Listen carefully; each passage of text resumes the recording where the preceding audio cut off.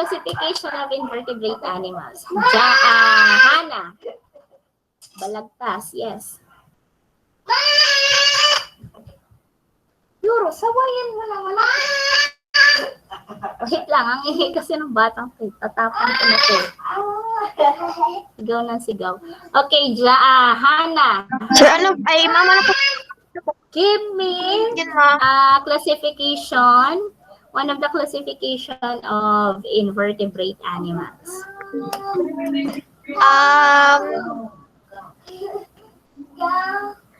Starfish po, ma'am. Starfish. Starfish. Kala ko starfish. Anong tawag doon sa mga starfish na yun? Yes, Phoebe. Echinoderms. Echinoderms. Echinoderms. Another one.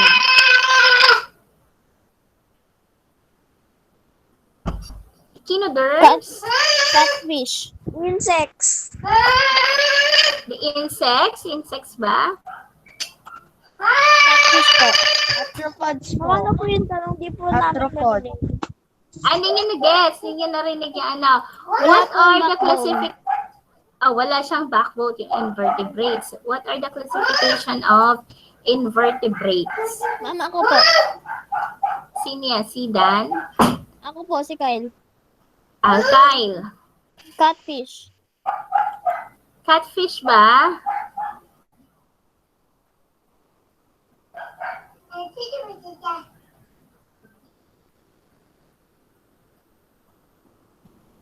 Catfish ba? Types or ang tawag dito? Classification of invertebrate animals. Protozoans.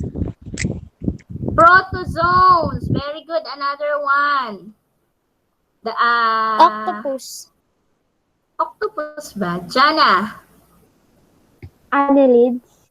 Annelids. Very good. Kobe. Arthropods. Arthropods. Very good. Example of arthropods. Kobe. Insects, spiders, crustaceans. Kagaya ng crustacean ay shrimp, crabs, and lobsters. How about Mollusks. Sino yung sasalita? Mollusks. Mollusk. Okay, example of mollusk Snails. is snails, the octopus, the squids, snails, and clams. How about the echinoderms? What are the examples of echinoderms?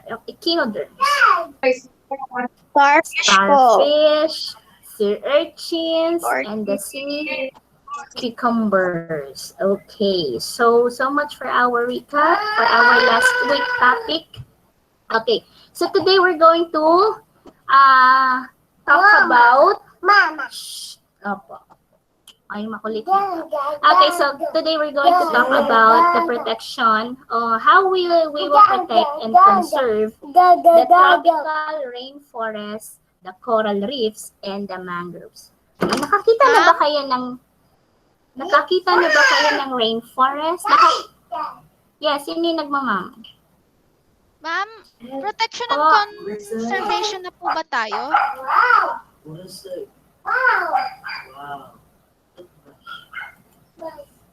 Opo. Kung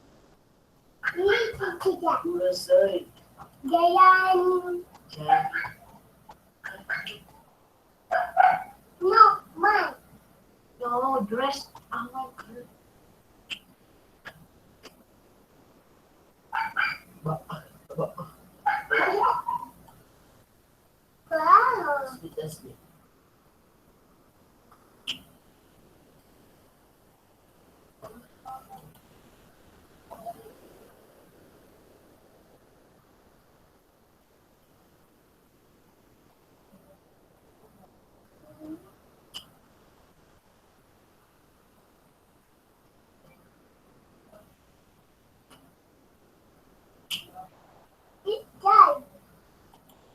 Hello? Hello? Hello po, ma'am. Okay, so today's topic is all about the rainforest, the coral reefs, and the mangroves. Okay, so we will talk about also the protection or how we will protect and conserve our rainforest, the coral reefs, and the mangrove swamps. So, okay, so the question is, si Sir Denad, papa-admit. Meron pa. Yes, Dan? Ma'am, iba po yung lesson dun po sa may activity worksheet. Tropical rainforest po ang andun. Tropical rainforest, coral reefs, and mangrove swamps po ang lesson doon. Okay, i-discuss din natin. So, ito yung lahat ng ating topic for, actually, madadaanan na yung week 8 na to. Week 7 and 8. It's all about the tropical rainforest, the coral reefs, and the mangroves. Actually, may siningit ako dyan. Yung activity worksheet niya is may sinali akong ecosystem. Di-discuss din natin yan today. Okay? So, baka nagtatanong kayo. May ecosystem. Okay, later on, we will find out what are the rainforest, coral reefs, mangrove swamps, and the ecosystem all about. Okay? Okay, so before we proceed to the rainforest, tropical rainforest, coral reefs, and the swamps, let us first discuss the ecosystem. It's all about the ecosystem. Okay?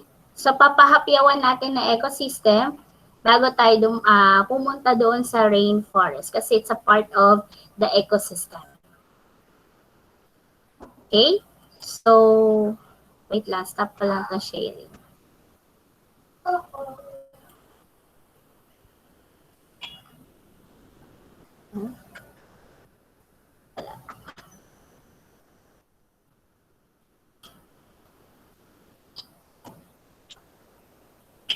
Nakikita niyo na? Saan po, ma'am? Hindi niyo pa nakikita. Wait. Ito.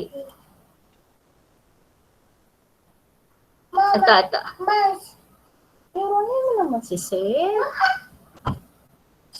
Yan, nakikita niyo na? Opo, ma'am. Maliwanag po. Okay. Clear. Okay, so Opo, ma'am.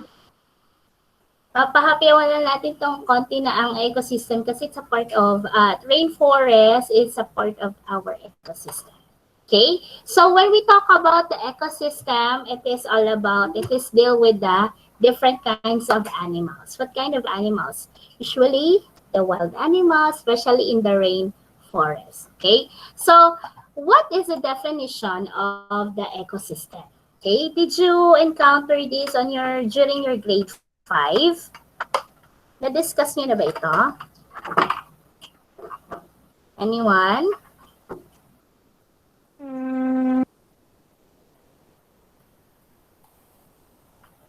Not yet? Hindi pa? Okay, so today we're going to deal with, kasi wala yan sa module niyo, so listen carefully. Okay, so an ecosystem is a place where biotic community interacts and interrelates with abiotic and component. Abiotic components is called ecosystem. Okay, again, so an ecosystem is a place where biotic community interacts and interrelates with abiotic components that is called ecosystem. Okay, when we say biotic, it is a living organisms. Okay? They are the living things. Okay? When we say abiotic, they are non-living organisms. Or they are non-living organisms. Okay. So, what are the different types of ecosystem? We have the forest ecosystem, which is yun yung ating topic, the rainforest. The aquatic ecosystem and the meadow ecosystem, and the last one is the grass ecosystem. Okay?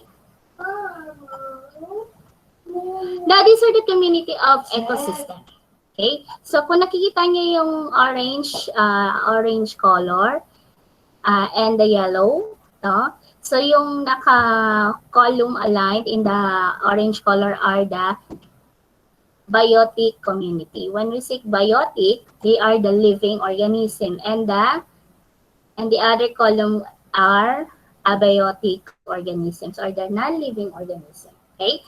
So when you say biotic community, it refers to the living beings in the ecosystem. Example for living organisms or in the ecosystem. Yan, aquatic ecosystem. Ano ba ang makikita natin sa aquatic ecosystem? Definitely, ito yung mga isda. Okay? Sea creatures, example, isda, ipon, mga coral reefs, they are biotic community in aquatic ecosystem. Okay? Naintindihan po ba? Okay. Okay, so when we say abiotic community, it refers to the non-living things or non-living organism that present in our ecosystem. Okay? Pero wala siyang buhay, pero part pa rin siya ng ecosystem. Without them, ecosystem will not exist. Example for that. In aquatic ecosystem, water is the abiotic component. Okay? In biotic community, in aquatic ecosystem, which is the biotic component? Fish. Fishes, very good. In aquatic ecosystem, which is the abiotic component? The Water. water. Ibig sabihin, they are non-living things, pero present sila in our ecosystem. Without them, walang matatawag na ecosystem. Nagigets niyo? Okay, let us proceed. Biotic component is an ecosystem, sabi nga kanina. And this is classified into three. Okay? The producers, consumers, and the decomposers. Okay? Let us find out what are the biotic component producers is the definition. Okay, so producers, they are prepare their own food using solar energy by process of photosynthesis. Anong biotic community or component yan in our ecosystem? Anong tawag dyan? They can make their own food using solar energy through the process of photosynthesis. This is plant. Nakikita niyo yung picture dyan, yung image sa screen nyo? Opo. Yes. Okay. Yes, So, a plant is considered as producers. Okay? Because plants are independent. Okay? Plants also utilize as a part of food for their own growth and store the rest in the form of energy. Okay? Yan ang example is the green plants. They are considered as producers. Ibig sabihin, sila yung nag-produce ng pagkain for what? Consumers. And what about the consumers? Can you read? Who would like to read? Yes, Kobe. Consumers are the components that depends on producers for food. Okay, stop. Sabi kanina, si producers, they can make their own food. They are independent. They can utilize a part of food for their own growth and consumed by the consumers. Ay, natanggal. Ayan. Consumers are the components that depend on producers. So, without producers, walang makokonsumo ang mga consumers. Okay? What are the classification of consumers? Number one is the primary consumers, secondary consumers, and the tertiary consumers. Okay? Una, pangalawa, pangatlong consumers. Okay, so what is the primary consumers? Who are they? Who are they?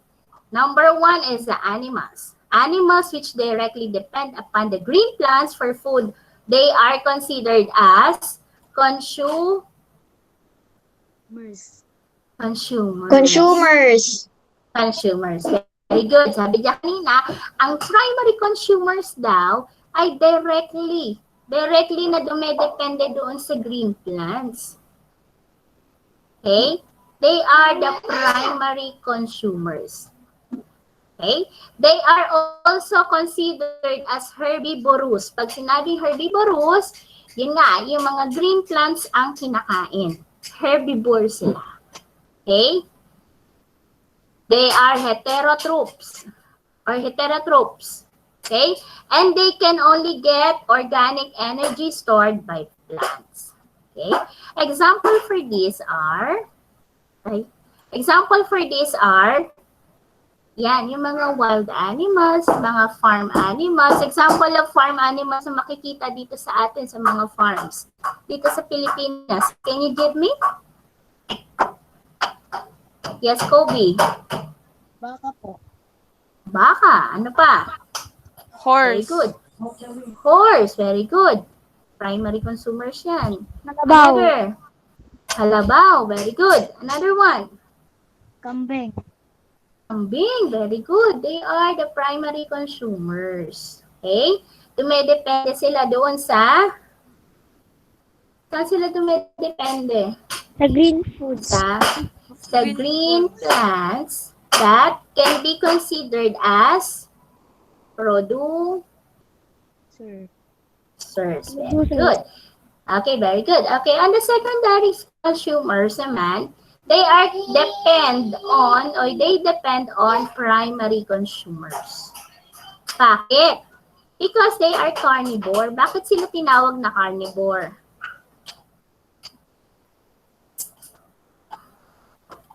Because kumakain sila ng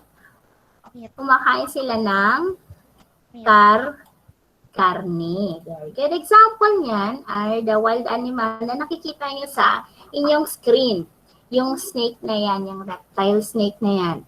Okay, so a snake is considered as secondary consumer because ang kinakain niya ay mga karne ng tao, karne ng mga hayop na nakikita niya doon sa paligid niya.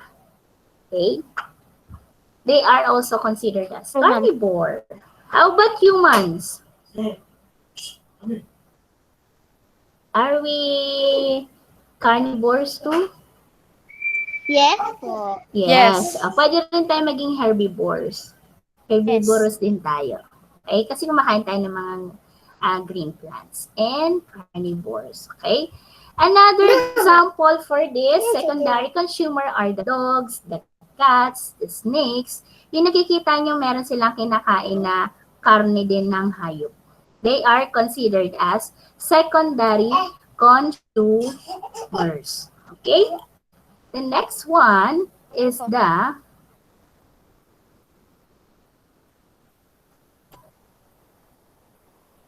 next one are the tertiary consumers. Ano naman yung consumers na yan?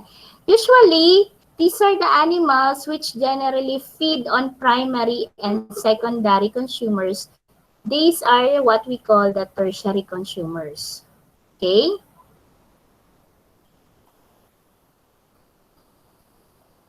Yan, ito yung mga wild animals na hindi sila kumakain ng green plants. Karne lang talaga ng hayop ang kinakain nila.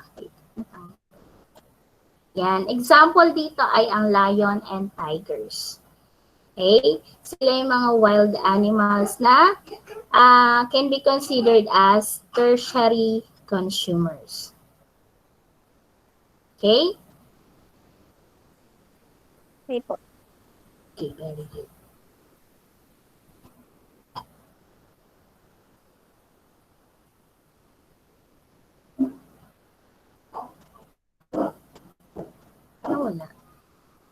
nawawala. Wait lang, nawawala yung aking mabagal ang aking ayaw mag-view.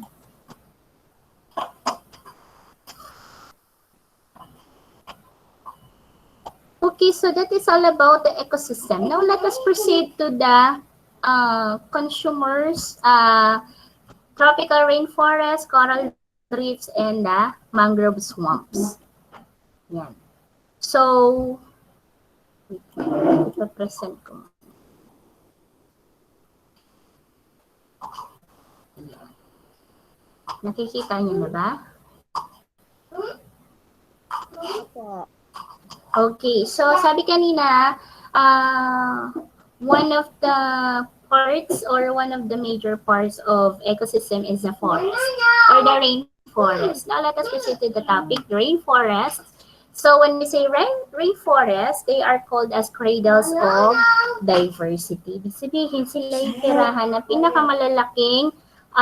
pinakamalalaking living things in the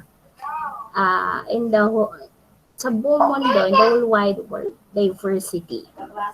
They spawn and support 50% of all living organisms on Earth, even though they can cover less than 5% of Earth's surface. Okay? A rainforest also important because it is incomprehensible when it comes to species diversity. Okay?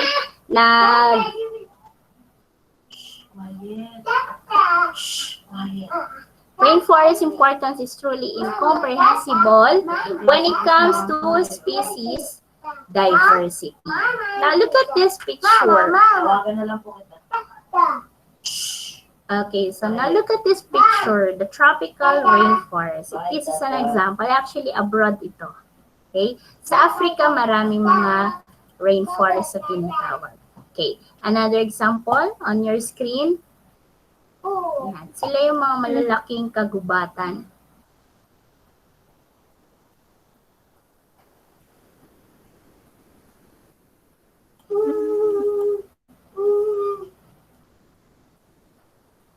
Okay, so sunlight is a major limiting factor. Why? Because there is no annual rhythm to the forest. Rather, each species has to evolve its own flowering and fruiting seasons. Kasi maraming sheds or lilim doon sa kabundukan. Kaya, medyo limited na ang sunlight na nakakapasok sa kagubatan. It has a variety of strategies to have been successful in the struggle to reach light to adapt the low intensity of light beneath the canopy. Okay, so later i-discuss natin what are the different kinds of layers of the rainforest. Okay, so saan ba makikita ang mga rainforest? All over the world meron. Okay? Pero dito sa Pilipinas, makikita, meron tayong malalaking rainforest sa Palawan, yung mga batay for rainforest. Yan, mangubatay. A tropical rainforest mainly occur inside the world's equatorial regions. Ibig sabihin, pag sinabing tropical, merong tag-init, merong taglamig. Okay?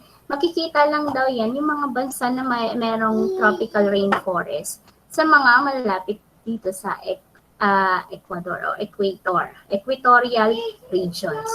Okay? Tropical rainforests are restricted to the small land area. Yan, between 22.5 degree latitude north and 22.5 degrees south. Okay, from the equator and the tropic Capricorn of the Tropic of Cancer. Okay? So, yan yung kanyang restrictions in the land area. Okay? The largest unbroken stretch of rainforest is in Amazon River. Yan. Kamakailan lang, mabalita yung Amazon River. Basin of South Africa. Okay? Skip natin ito. Okay. Okay, what is the structure of the rainforest? Actually, most of life in the tropical rainforest exists vertically. Mga patayong kapunuan. Okay? Above the shaded forest floor in the layers. So each tropical rainforest canopy layer harbors its own unique plant and animal species interacting with the ecosystem and around them. Okay, so look at this image. Yan. So this is the structure of the rainforest. Akala nyo basta rainforest, mga puno lang. Okay? Ang rainforest ay hinati-hati into different layer or structure. Okay? So ang makikita sa pinakatuktok, pinaka-itaas ng mga kabundukan ay tinatawag na emergent layer. Yan. Yung nakikita nyo, dyan, ito, yan. Yan, kapag meron tayong drone na nakikita, drone shot, yan. Yan ay ang mga pinakamatataas na puno ng kabundukan. Ang tawag dyan ay emergent layer. Okay? Ang taas niyan ay 125 feet. Okay?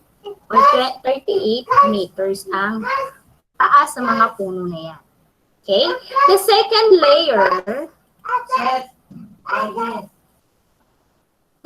layer is the canopy. Layered pala. Yan, kala natin, yung nakikita natin, yun na yung common na puno na nakikita natin sa mga farm. Pero hindi. So, sila ay nasa emergent. And the second layer will be the canopy. Canopy is about 95 feet tall and 29 meters. Okay? Or 29 meters ang taas niya. Sila yung second layer, canopy. And the third layer will be the understory. Okay? Understory are 55 feet tall or 70 meters ang taas nila. Okay? Ito siguro yung mga usual na puno. Ito yung mga usual na puno na nakikita natin. Yan. Yan, mas matataas doon sa pinaka-ilalim, pinaka-maliliit na puno naman, which is called as undergrowth layer. Okay? Tumataas lang sila ng 15 feet tall or 5 feet. Ito yung usual na nakikita natin. Yan. And the floor forest. And the forest floor. Okay? So, let us define first layered by layered. Okay, the forest floor. Ano ba yung forest floor na yan na makikita natin? Ito yung pinaka-ground ng ating kagubatan. Yan, the lower story, yung pinakamababa. Ang makikita na dyan ay mga hayop. Nandiyan na yung mga land animals, kagaya ng mga nakikita nyo. Anaconda, kasi wild animals. Yung mga malalaking kagubatan, mga anaconda na yung mga nandyan, yung mga wild animals na talaga. Okay? The area is mostly shade. Barely and direct light reaches this level. Thus, almost no plants grow in this area as a result. Wala daw, karaniwan daw walang nabubuhay ng mga halaman. Since hardly any sun reaches the forest floor, things begin to decay quickly. Dahil nga hindi na siya natatagusan ng sunlight, kasi nga sobrang shaded na siya, hindi na umaabot yung sunlight dito. That is why yung mga damo-damo sa ating forest floor ay madaling nabubulok o madaling nadedecay. Okay? A leaf that might take 1 year to decompose. Isang taon lang ang kanyang buhay ng isang puno sa forest floor. Dahil nga sa kakulangan sa sunlight. Okay? Giant anthers live in this layer. Okay, the second layer will be the understory layer. Okay? Sila yung second layer, the little sunshine reaches this area so that plants have to grow larger leaves to reach the sunlight. Medyo abot na siya ng sunlight. That is why meron na siya mga halaman na tumutubo dito. Yung understory layer. Ito siya. Ito yung pinaka-forest floor. Ito yung understory. Okay? The plants in this area, yan, kadalasan daw ang tumutubo dito mga halaman or puno, 12 feet lang ang taas niya. Okay? And meron dito yan, 55 feet. Yung mga puno naman. Okay. Next is the, yan.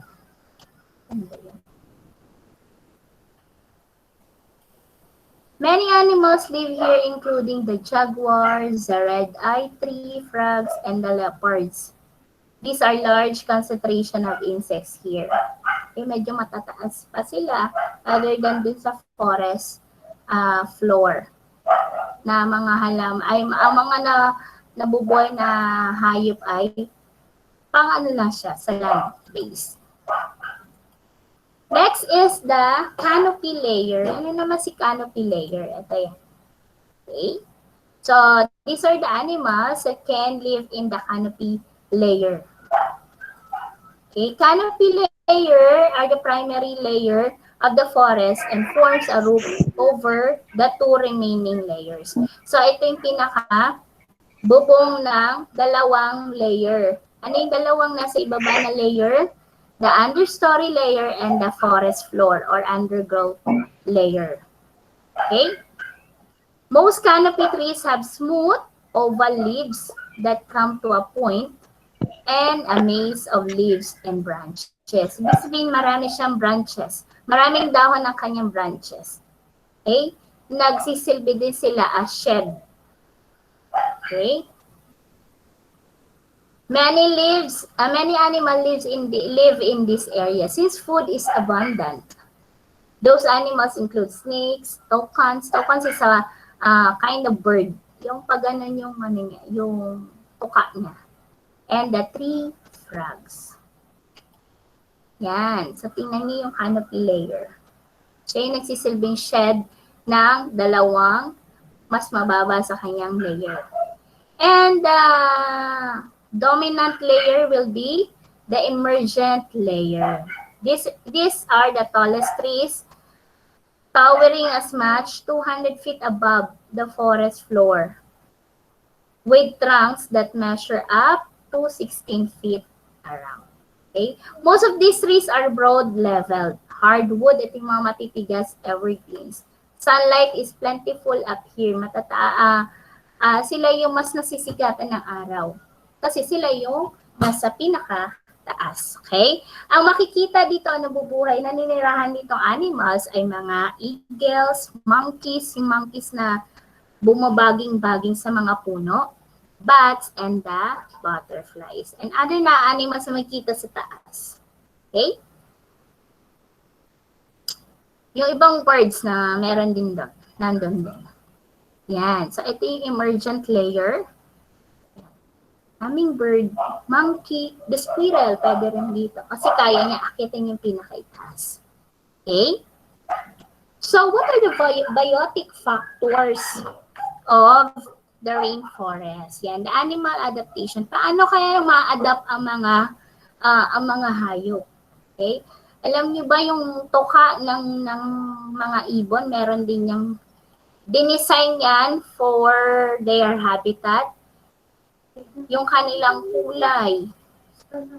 Yung kanilang kulay, ginagamit din nila yan para sa kanilang habitat.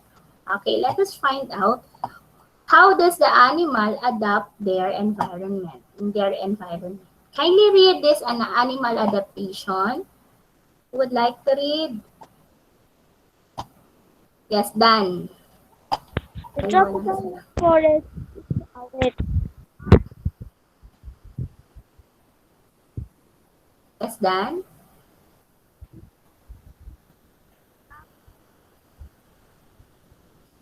Naririnig niyo si Dan? Hindi po. Hindi. Dan? Hindi po.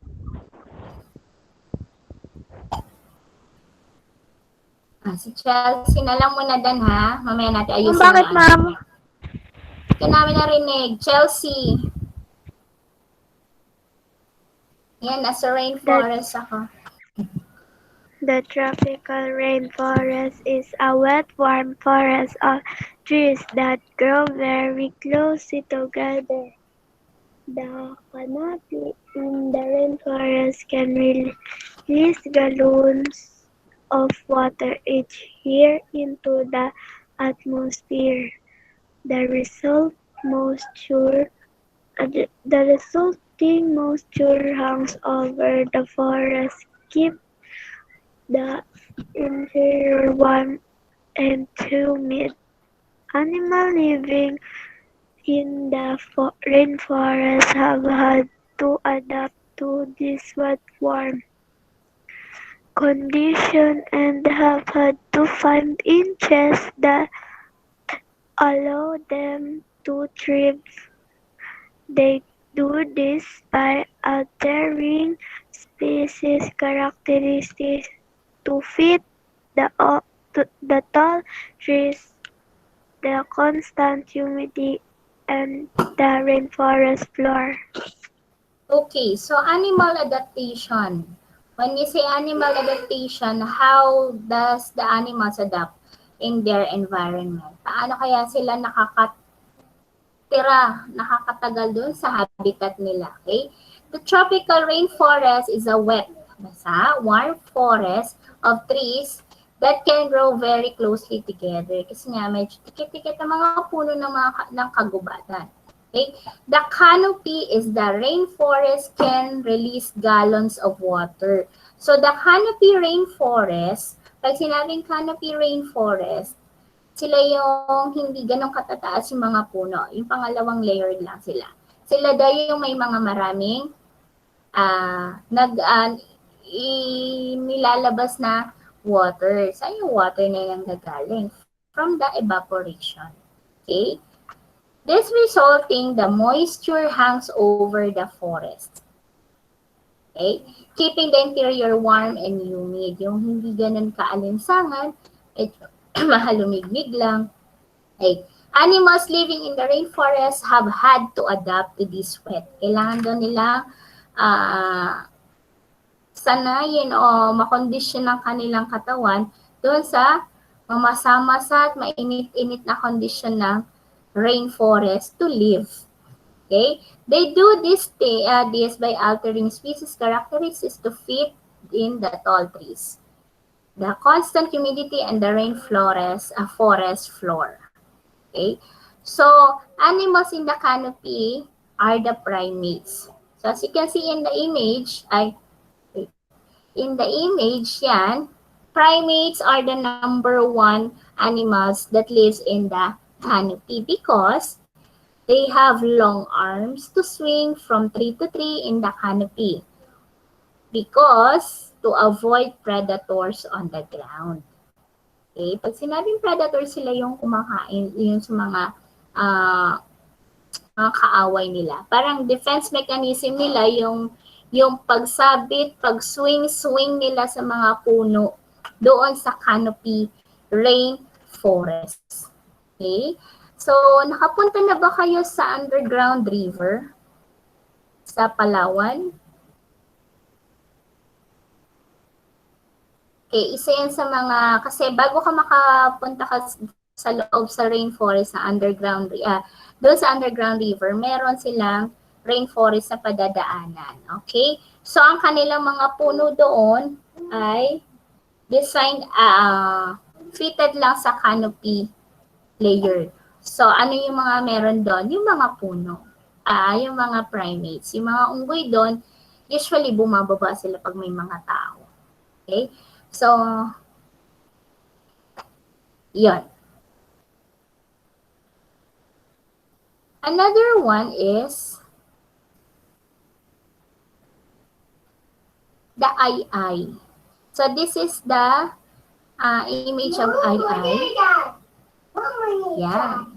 Maka siyang mukha siyang daga.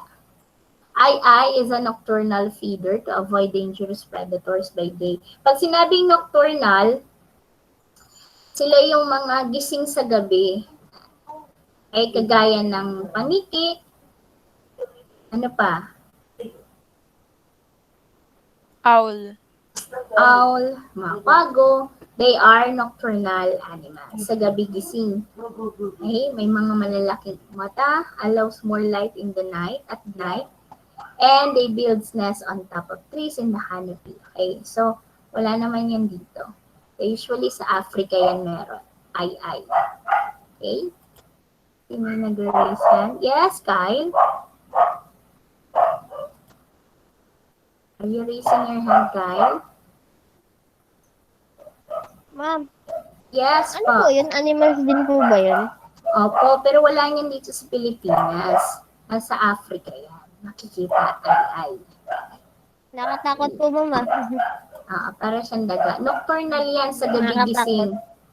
Opo. Okay. The birds.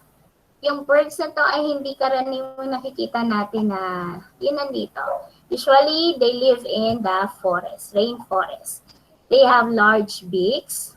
Yan. Sabi ko nga sa inyo kanina, yung design ng katawan nila ay may purpose yon. Okay? To live. Para makasurvive in their habitat. They have large beaks to lose more heat. Yun. Birds in tropical regions can afford to have larger beaks than birds in the temperate regions. Kasi ginagamit pala nila yung tuka nila para to produce more heat. Yan. Hindi lang ang kanilang feather ang nagproprotect sa kanila. Maging yung kanilang body parts kagaya ng beaks, yung tuka, ay nagproprotect din sa kanila from colds. Differently sized beaks allow for different adaptation according to use. Yan. Another one is ito yung toucan. Meron yan sa zoo. Makikita niyan siguro sa Manila Zoo, meron yan. Meron yan sa Avilon Zoo. Large beaks for cutting up pieces of fruit and nuts. Ito naman, si toucan, hindi lang for producing more heat, ginagamit din nilang beaks nila for food. Yan, fruit and nuts. Another one, yan, is the eagle. Hook beaks naman yan. To tear small prey apart. Yan. Ayan, iba't ibang beaks.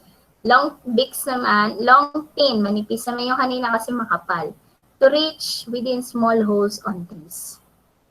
Yan, sila yung kilalang woodpecker. Kilala niyo si Woody Woodpecker? Ganito yung itsura niya. Yung totoo. Si Woody Woodpecker, yan. Okay, let's proceed to the insects. Yan. This is not a rare kind of insects. Hindi ito yung karaniwang nakikita natin insects na grasshopper. Ito ay leaf mimicking tree hopper. Okay, bakit leaf mimicking? Kinagaya niya yung kulay at saka yung itsura ng dahon. Why? Bakit kaya? Sa palagay niyo, bakit niya ginagaya? Nagko-camouflage siya. Because, sino yung nag-raise hand? Yes, Kobe. Para makapagtago. Para makapagtago from predators. Diba? Pag sinabi predators, yung kaya siyang kainin. Sila kasi yung prey. To survive. To longer survivability in the rainforest. Okay? Imagine yun, maiwan kayo sa rainforest, tapos wala kayong armas, weapons. Buti pa yung mga insect, may weapon from predators. Yan. Farming, leaf cutter, ants naman sila. Yan. Yan. the leaf pieces, they carry about 50 times. Hindi natin siguro yan aanihin. Okay. Pag sinabing predators, ito yung kumakain or naghahunt ng mas maliliit sa kanila, yung kaya nilang kainin. Ang tawag naman sa kinakain nila ay prey. Camouflage allow predators to hunt undetected. They blend with their color or with the color of the leaves and trees. Nagko-camouflage sila. Yan, jaguar spots.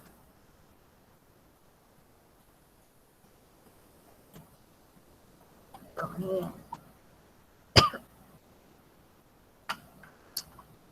Yung kulay niya. Attractive yung kanyang kulay, pero merong may warning yan sa ibang predators nila. Ibig sabihin, poisonous yung kanilang kulay na yan. Yung kulay nila, defense mechanism nila para hindi sila makagat o makain ng predators. Diba? Tingnan niyo yung frog na yun. Kung ikaw ang predator niya, kakainin mo yan kasi attractive sila. Yung kulay. Diba? So, yung kulay na yan, yung kulay nila ay may poison pala. Bakit tunog na ito? Yes, Kyle. Ma'am, maliit po ba yan? Hindi po. Kasing laki lang yan ng frog natin. Yung medyo malalaki din na frog. Pero poisonous yan.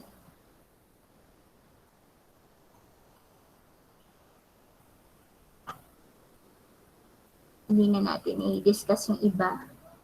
Okay, so ganito yung mga tsura ng puno sa ating rainforest. Yan. Dahlianas, the climbing wooding vine tree. Ito dito ay bark. Ito yung bark ng puno. Yan, malalaki. Yan yung mga panggawa talaga ng bahay. Dahlianas, ito naman, woody vine sila. Sila yung parang shrub na gumagapang, pero they are woody vines naman. The drip tip.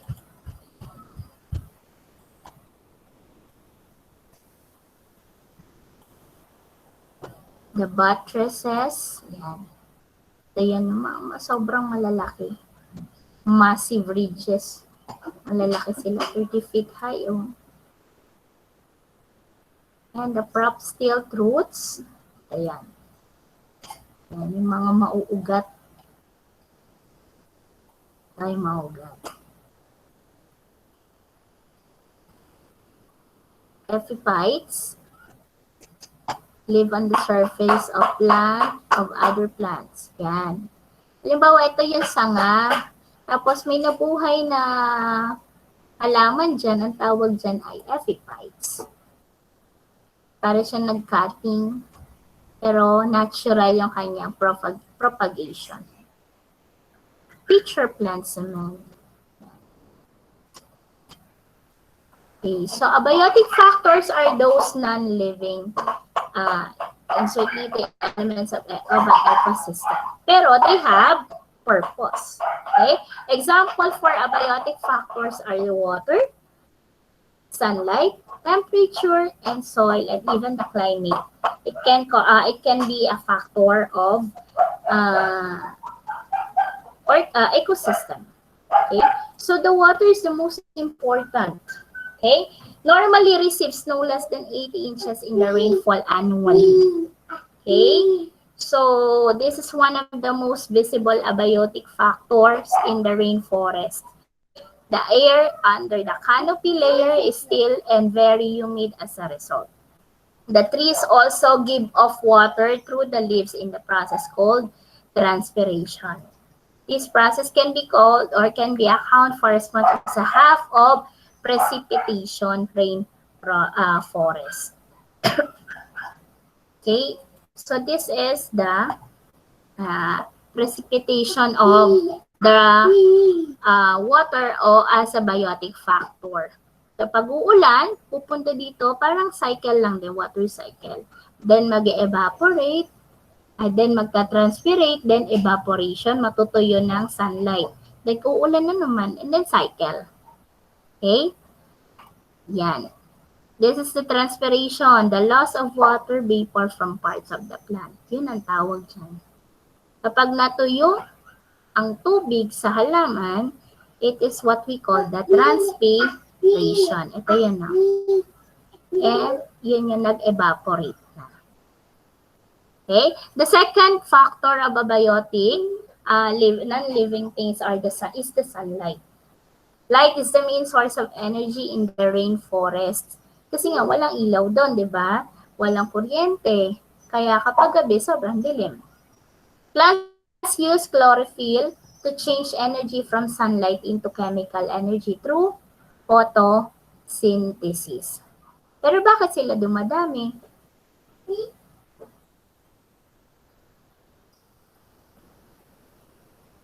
Good factor na rin ang water and the sunlight. Okay?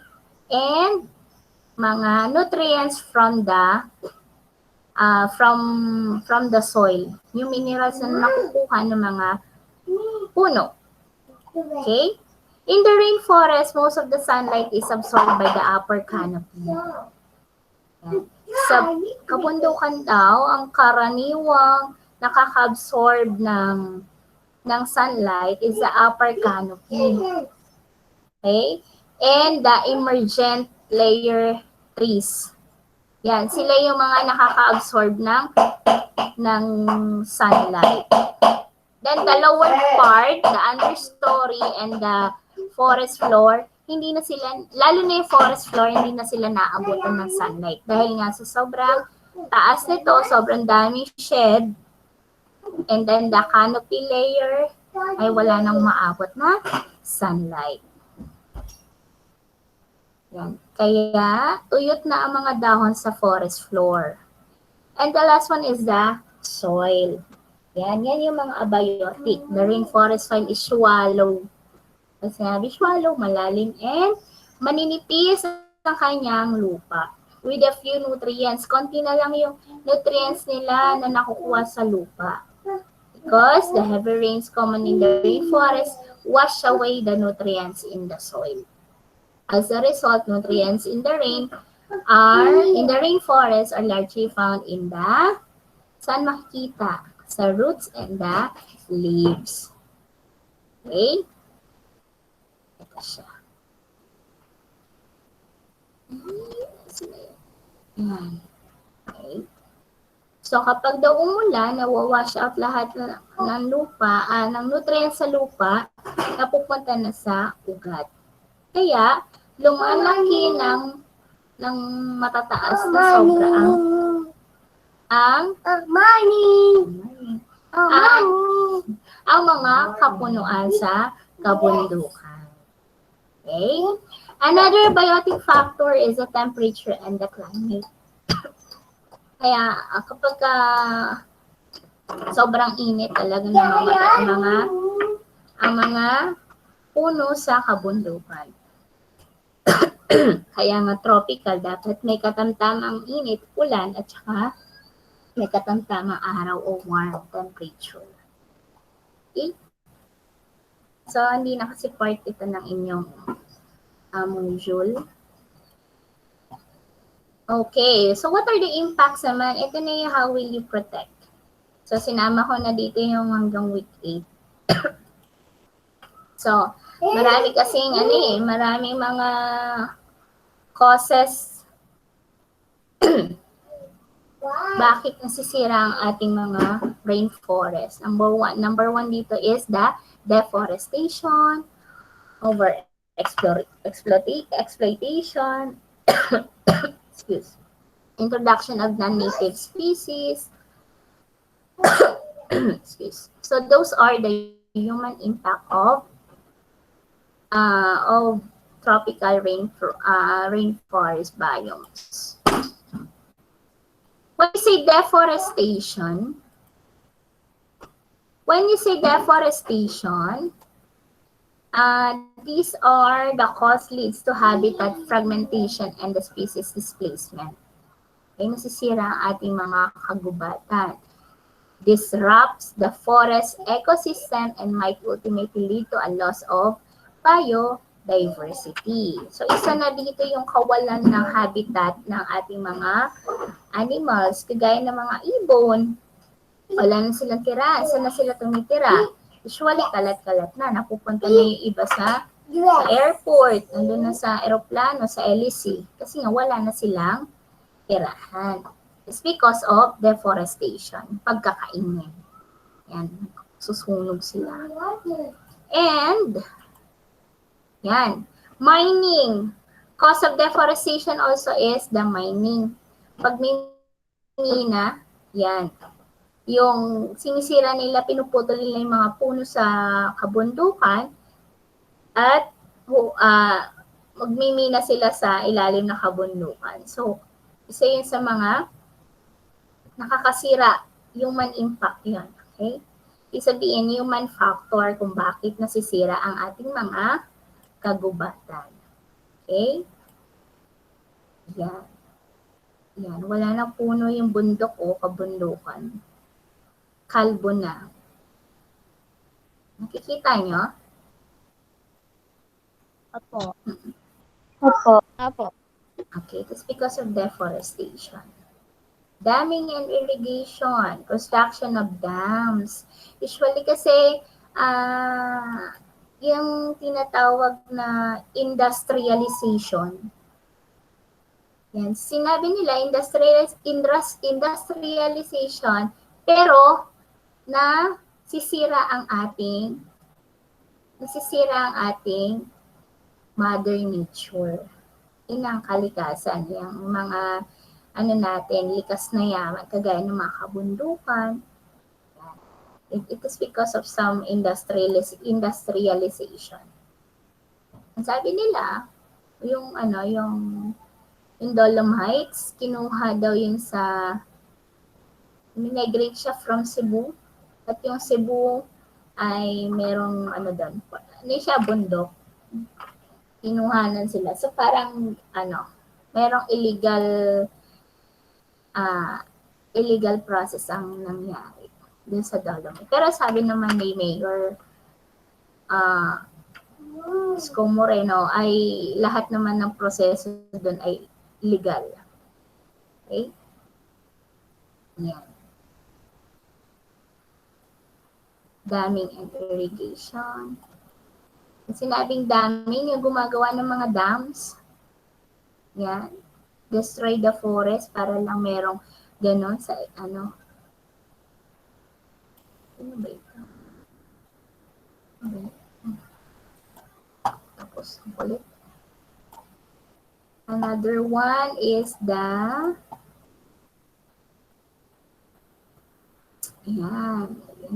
kalbo na siya. Yan. Cause of deforestation is the land conversion. Ano na ba yan? Forests are cut down in order to make way. Yan. Kino-convert yung forest into land or into yung mga highways, para magkaroon ng yung rural magiging urban area. Yan, sabi nila, urban uses. Para magkaroon ng civilized ang mga lugar. Yan. Para magkaroon ng daan, sa gilid ng kabundukan. Continual agricultural use often renders the soil extensively depleted, which severely decreases the probability of recovery of the forest. Excuse me. Ito, nasusunog. Pagkakaingin.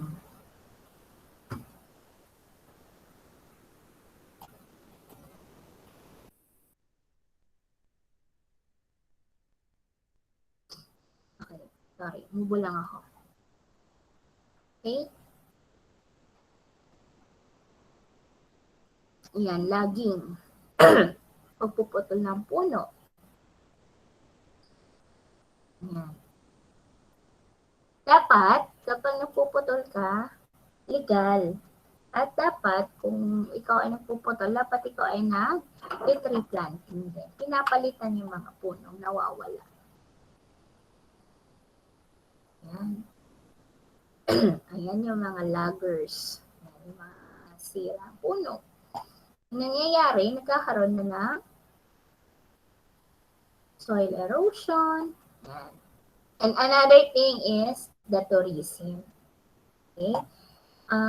Gusto nilang palawakin ng tourism, pero nasisira naman ang Mother Nature. Yung iba ginagawang tourist spots. Yung mga turismo naman, yung mga pumupuntang dayuhan, sinisira naman ng mga tinatapunan ng mga basura. Yan, sinisira. Yan, another human impact. Ayan, ang daming basura. Okay, the poaching and the hunting.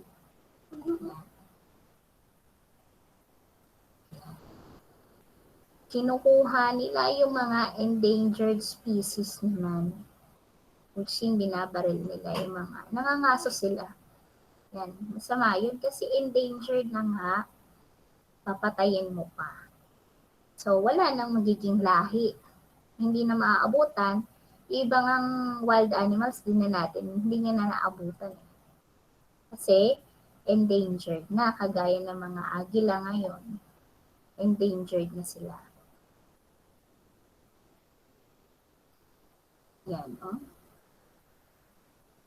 Pinapatay. Dapat nare-restore sila.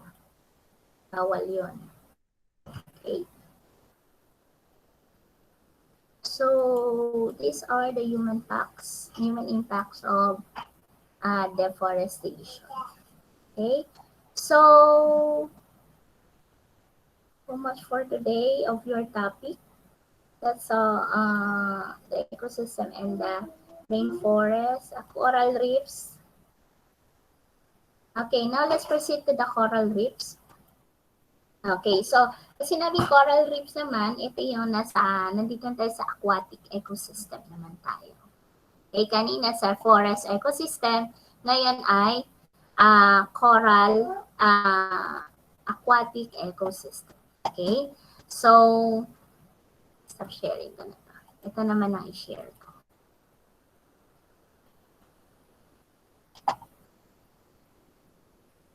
Okay, so mabilis na lang to. Okay, the coral reefs and the mangrove swamps. Okay, so these are the coral reefs. Nakakita na ba kayo ng totoong coral reef? So picture na lang.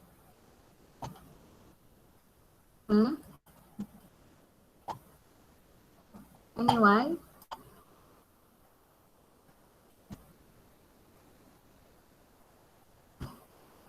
All muted.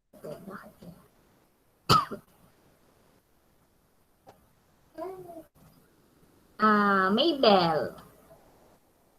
Nakita ka na ba ng coral reefs? Hindi pa po. Hindi pa. Sa picture pa lang. Yes Okay. po.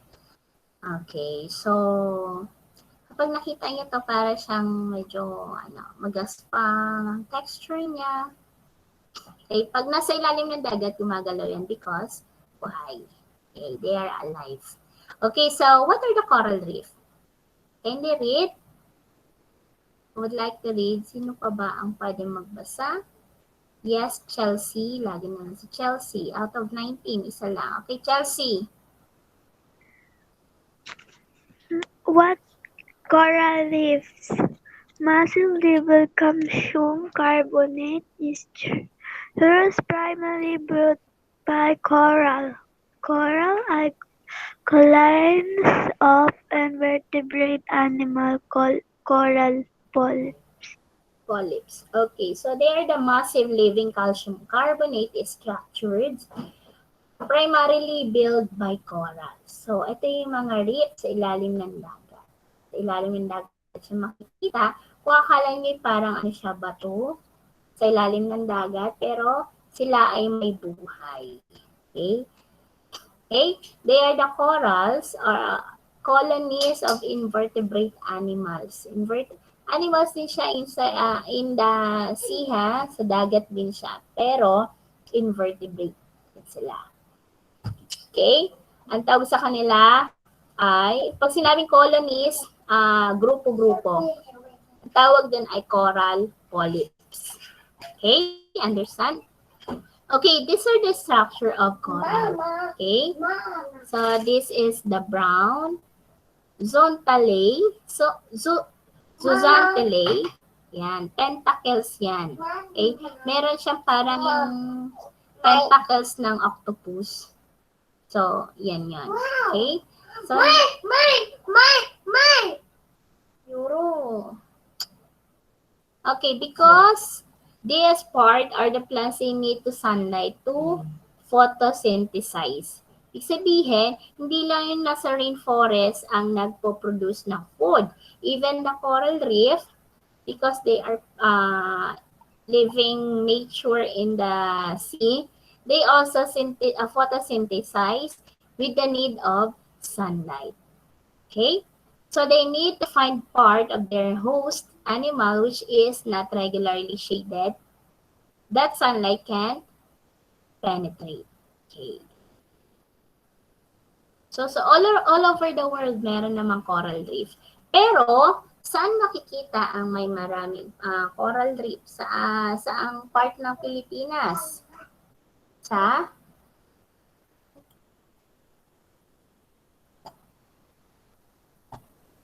Palawan, meron din sila. Okay? Marami din coral reef sa Palawan. Yun.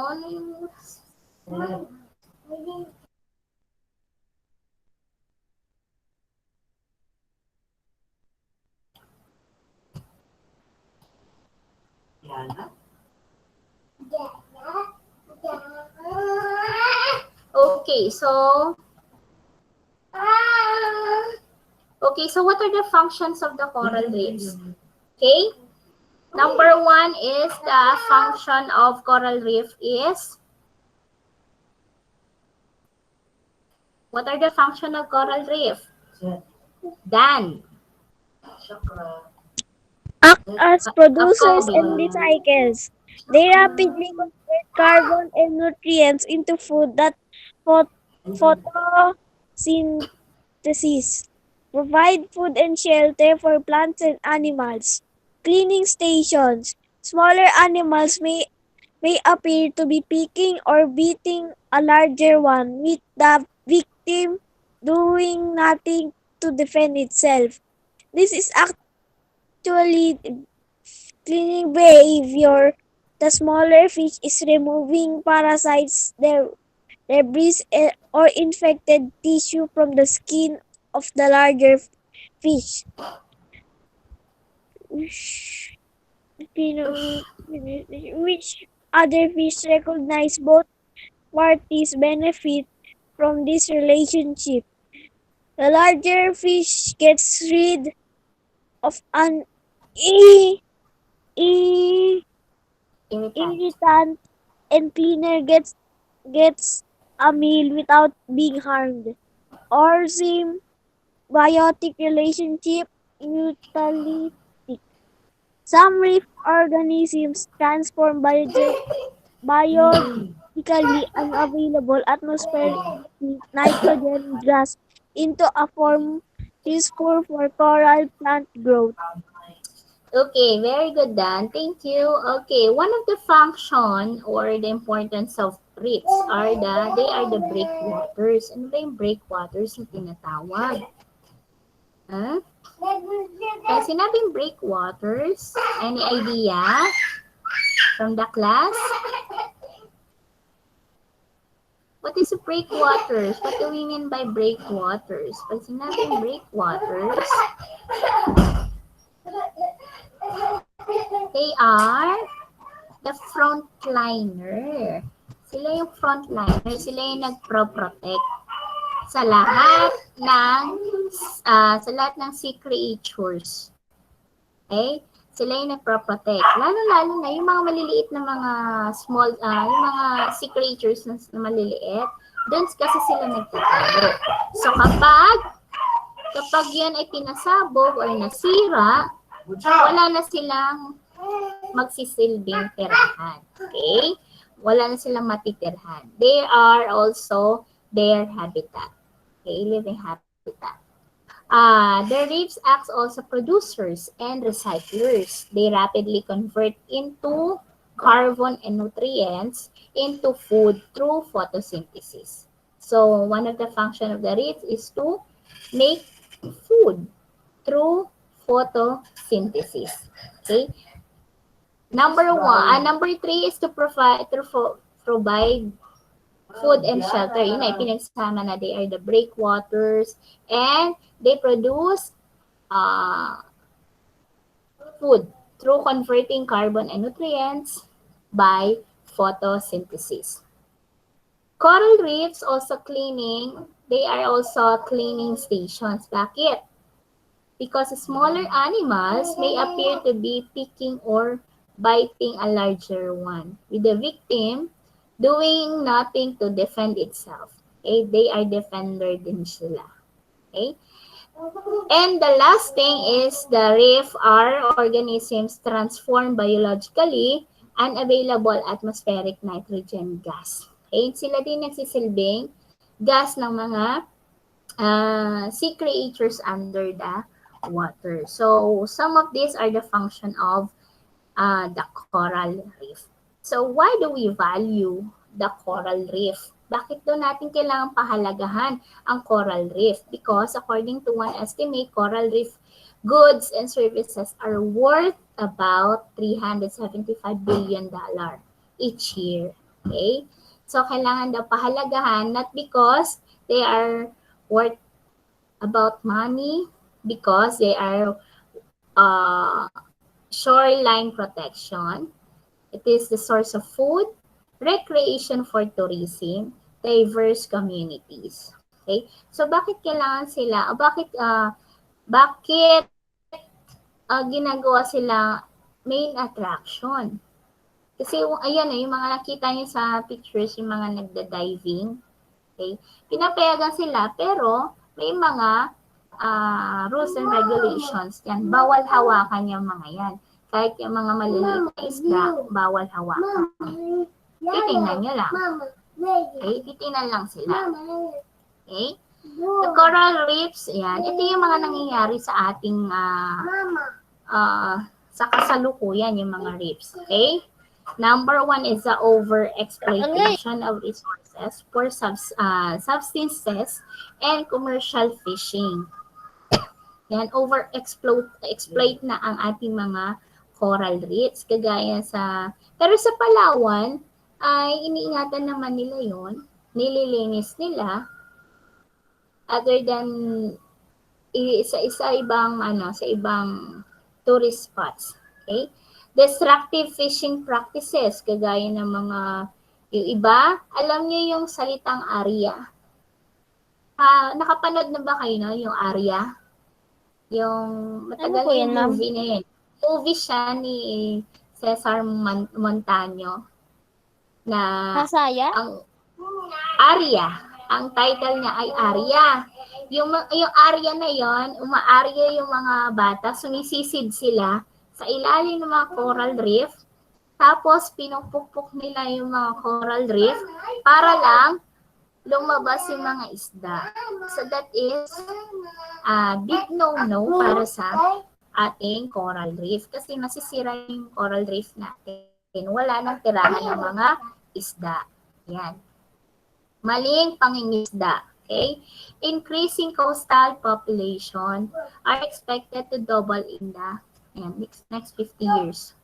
Poor land use practices and runoff of pollutants, sediments, and nutrients. Yung ibang mga companies, yung mga pabrika na naglalabas ng mga pollution, yung mga pollutants, yan, through air and even in the water. Yan, this is outbreak which may cause, yan, poor water quality and pollutants. The coral bleaching, yan, associated with increasing seawater temperature and sedimentation, those are yung mga nangyayari ngayon ay mali. Okay? Removal of coastal mangrove forest. Yan, mamaya titingnan natin kung ano ba yung mga mangrove na. Bakawan yan sa Tagalog. Okay, so these are the major threats of coral reef. Number 1, overfishing. Yan yung, kung kanina, human impact, ito yung parang human impact sa coral reef naman. Gawa ng tao yan. Overfishing, human population growth, pollution, sediment or turbidity, galing sa mga company, nutrient enrichment, invasive species, and bleaching. Pagtatapon ng mga chemicals sa dagat. Yan, nasisira ang ating mga coral reef. So what are the things that we need to do? Number 1 is to conserve water. Hey, kuya. Yuro! Okay, number 1 is to conserve water. The less water you use, the less runoff of wastewater will pollute our oceans. Okay, help reduce pollution. Huwag magkakalat, bawasan ng mga basura, at huwag magtatapon ng basura sa ating karagatan. Yes. Use only ecological or organic fertilizer. Ano ba ibig sabihin nun?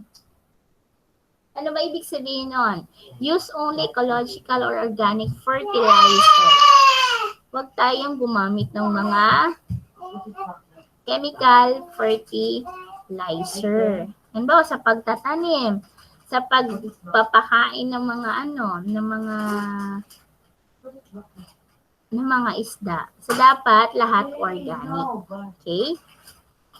Dispose your trash properly. Okay? Next is, kindly read. Sino pa ba nandyan? Dylan?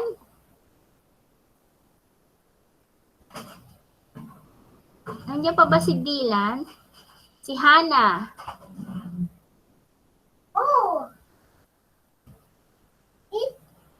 Si Kyle. Saan po, ma'am?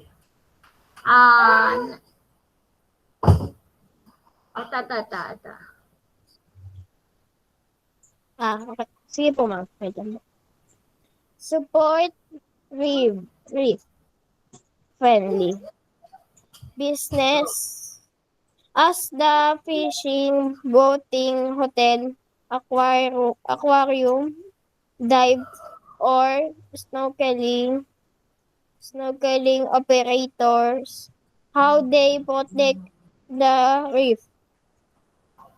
Be sure they care for the living reef ecosystem, and as if the organization responsible is part of a coral reef ecosystem management effort. Okay, so if you have a friend, parang meron kayong if you have a business or meron kayong kakailanan na business, yung business na fishing, boating, yan yung mga hotel, aquarium, dive, snorkeling, na lumalabag sa batas, please report on the authorization. Sabihin, may maling ginagawa doon sa ating ecosystem. Okay? So, nakatry na ba kayo niyan? Nagbo-boating? Yan, nangingisda. Snorkeling. Sinabi snorkeling, yung magdadive kayo sa ilalim ng dagat. May kita niyo mga coral reef, yung mga isda. Yan. Okay? Next is, kindly read next. Yes, kay Lule. Iba naman, ang dami nyo eh. Spacey. Spacey yung early bird kanina. Spacey. Dali na, malapit na tayo matapos. Next it is mangrove. Wala si Daisy. Si Maybell. Plant a tree. Trees reduce runoff into the oceans. You will also contribute to reversing the warming of our planet and the rising temperatures of our oceans. Okay, plant a tree. Kagaya kanina, kung nagputol kayo ng puno, magtanim ng panibagong puno para in the near future, meron pang magiging puno. Hindi masisira ang ating ecosystem. Next. Next, who would like to read?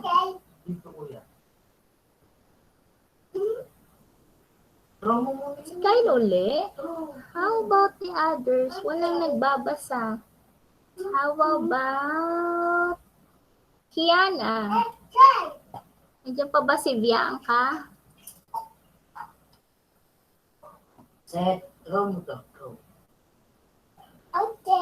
Wala na si Bianca. Si Christian. Si Kylie.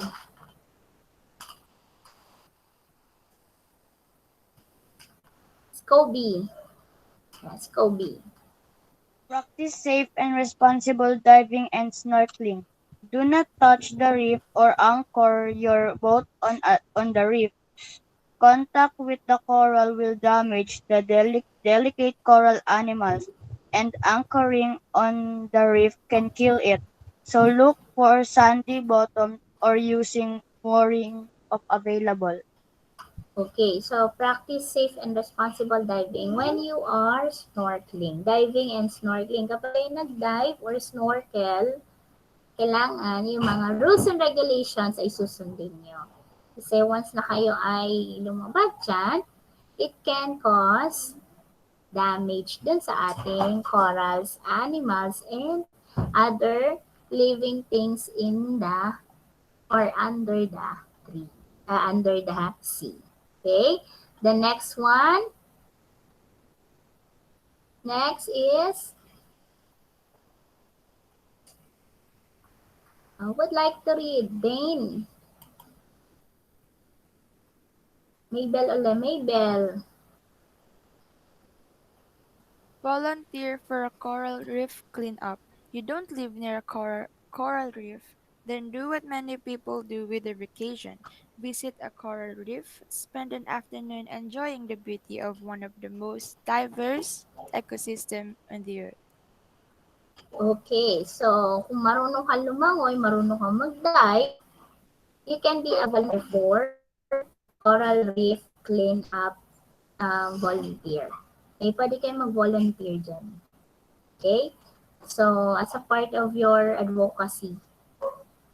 Okay, the next one is, yes, Kyle. Yeah. Contact your... Ay, Yeah, contact ano po, your... ma'am? Sige lang. Nasaan, ma'am? Yan. Sige po. Wait lang po. Contact your government representative. Damage. They And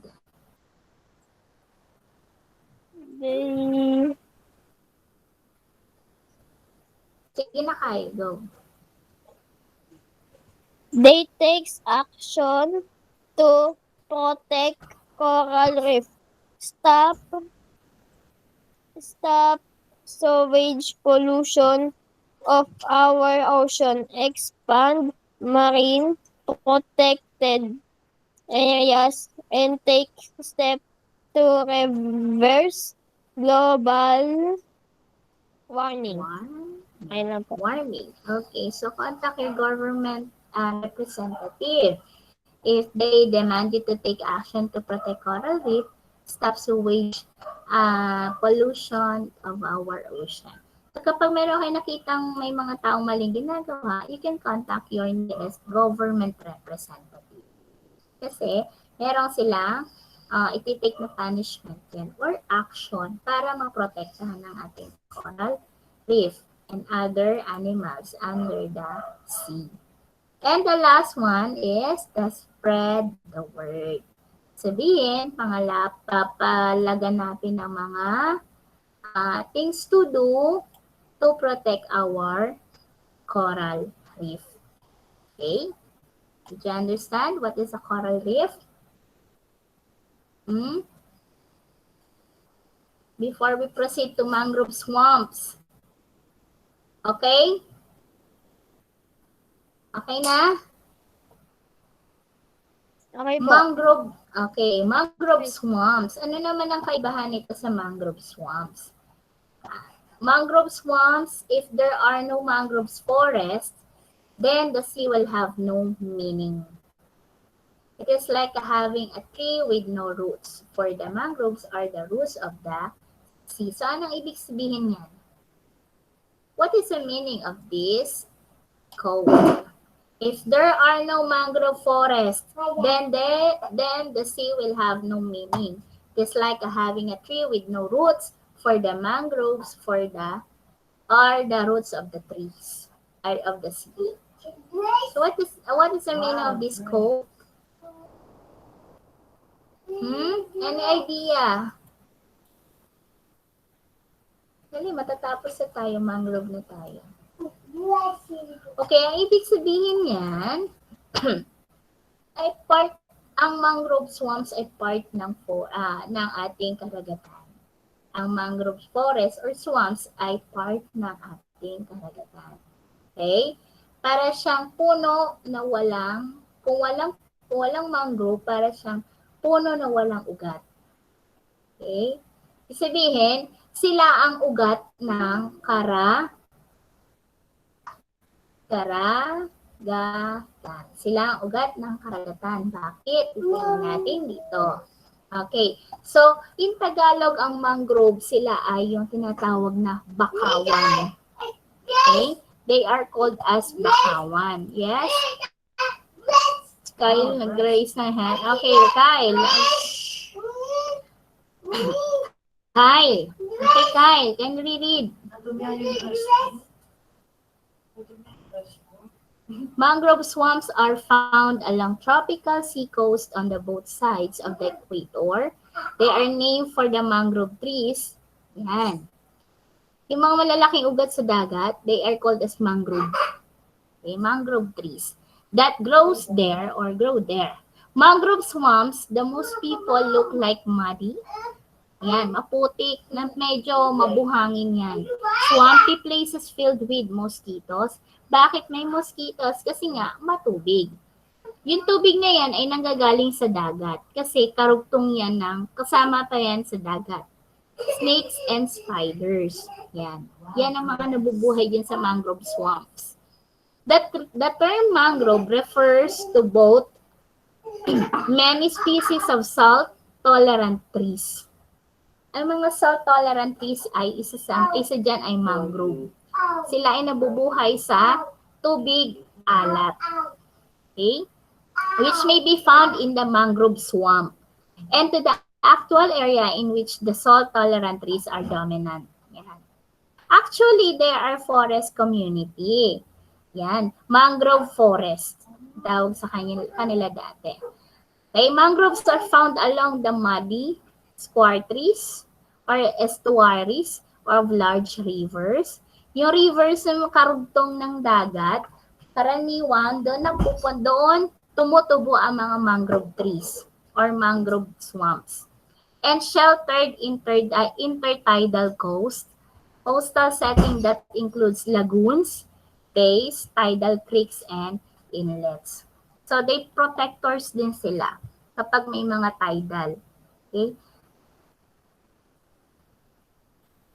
What are the function? Yan. Number one function of mangrove are, number one is the mangrove root system. Yes. Provide a filtering system for runoff from the guts of our islands, allowing the sediments to be removed before entering open water. This sediment would otherwise cover and kill coral reef colonies. Okay, so mangrove root system provide the filtering, pagsasala, okay? Para hindi bumuhos ang tubig. Okay, allowing the sediments to be removed before entering with the open water. Okay? Number 2 is to protect land from soil erosion. Okay, dahil nga maraming ugat siya, kahit maraming tubig yan, hindi yan masisipsip lahat ng tubig dyan ng mangrove. Kahit maraming tubig yan, hindi siya magsusoil erosion because maraming mangrove trees or mangrove swamps. Okay, dahil dito, it can control the pollution. Okay? May mga dahon, di ba, ang trees ay one of the one of the function of trees to filter pollution, air pollution. Yan, tree kasi yan. And second is to control the flood. It provides also food. Anong food na makakain dito makukuha? Yung mahal? Yung uod sa kahoy nito ay napakamahal. Naniniwala yung mga Chinese na napaka-healthy sa katawan ng makikita yung worm na makikita dyan sa loob ng mangrove trees. And to protect also the nursery areas. Yung mga maliliit na halaman sa ilalim ng dagat. Okay, the nursery areas of the sea. Okay. Why do we value the mangrove? Number 1 is ulit na lang yan, flood control, nursery for many species of marine life, pharmaceutical, kaya yan, no? Nakakagamot daw yung food na nakakain dyan. It is good for the health, pharmaceutical, and also for economic purpose also. Bakit? Mangroves are rich source of timber which can be harvested in a sustainable basis. And some mangrove animals like the proboscis, monkeys of Borneo with unusual noses are tourist attraction, thus generate income. Okay? Nagiging source of income and tourist attraction ang mga animal or mangrove animals. Kaya, it is economically purposes. Okay? That is why we should value the mangrove swamps. Okay? Lastly, these are the threats of the mangrove swamps. Yan na. Number 1 is the clearing, over-harvesting, sobrang pagtatanggal ng mga mangrove, pagpuputol, river changes,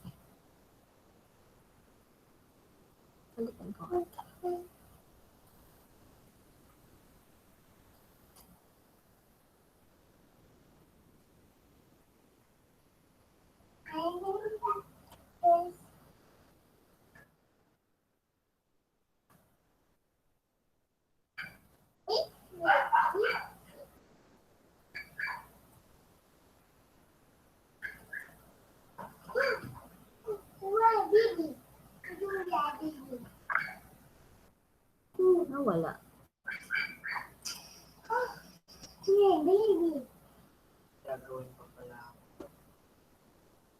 Nakikita niyo pa? Opo. Okay, overfishing, destruction of coral reefs, the pollution. So these are the threats. Ito yung mga human impacts naman of mangrove swamps. Climate change. Okay? So,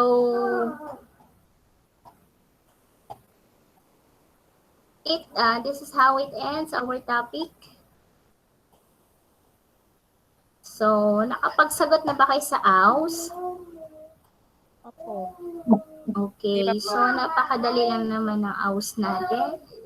1 to 10 only. Wala kayong performance task for this week. Okay, and for the last week of your activity worksheet, ano na rin natin ito kasi na-discuss na natin itong tawag dito, na-discuss na natin yung importance and how will you protect.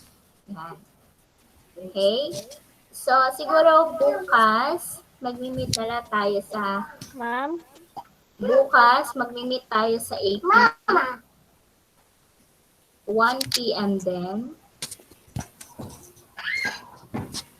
Mga hapon naman. Okay, so any question about the reefs, mangroves? Okay po, ma'am. Okay. So tomorrow we will also have online class. 1 p.m. Yes, Kyle. Bakit ka nagre-raise hand? Hey, that's mine. Hey, mine. Yeah. Any question?